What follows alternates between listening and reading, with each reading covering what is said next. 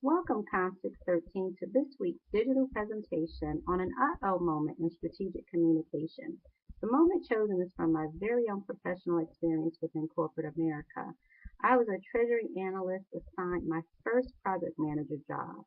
And this was a daunting task because although I've had some background with my Six Sigma in how to go ahead and organize for specific projects, to actually take the lead on the project was very new for me, and it was a challenge that I was definitely wanting to overcome and to be successful at.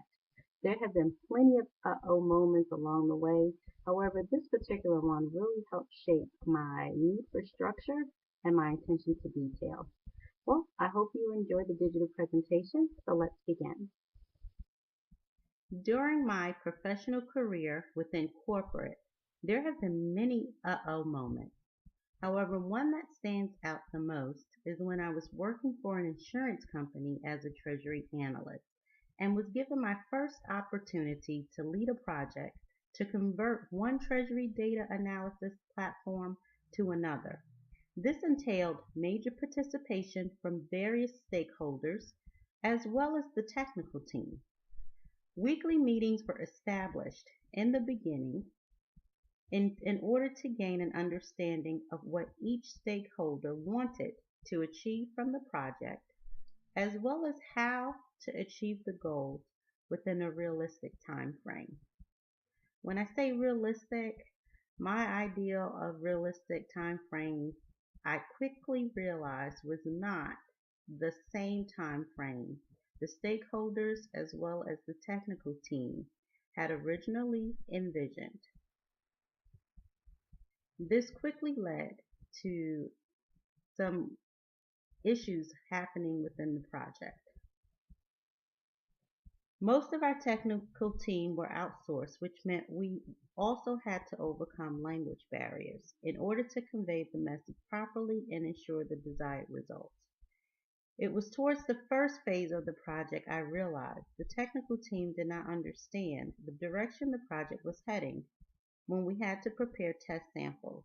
It was due to lack of technical clarity on my part, which set the project back an additional month since we could not move forward until we corrected the first phase. Needless to say, I was embarrassed. It created self-doubt in my ability to handle the project of this scope, and it cost the department more money since it extended the project an additional month. In order to learn from this experience, I am proposing we examine Foucault's discourse archaeology. According to Foucault, discourse archaeology and genealogy to language is a method for assessing the discourse occurring in a communicative situation. For scenarios related to an isolated communication message that creates power, whether realized or imagined, in an organization, a discourse archaeology approach can uncover the foundation and revision future communications. Foucault describes four types of discourse technologies which could exist in a scenario: technologies of production, technologies of sign systems, technology of power, and technologies of self. Let's discuss further what each discourse of technology means. Technologies of production is discourse strategy that create, transform, or manipulate the situation. Technologies of sign system is a discourse strategy that constructs meaning in the situation.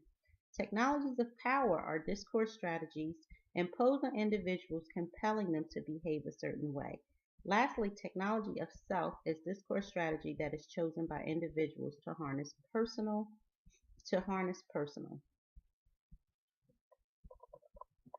Let's discuss further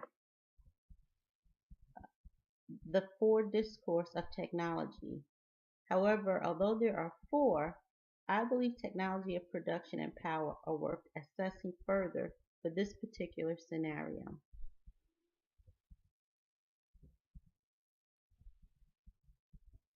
Each strategy employed will assist the project manager in successfully navigating the project from start to finish.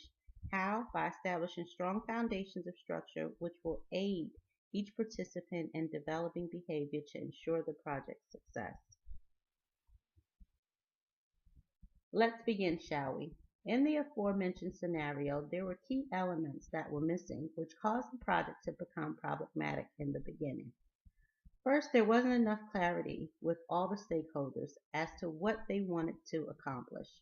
Some of the expectations were not realistic in the beginning, nor were they wanting to compromise. Two, lack of credibility in regards to the project manager. It became increasingly difficult to manage the meetings and pull the information needed from each stakeholder.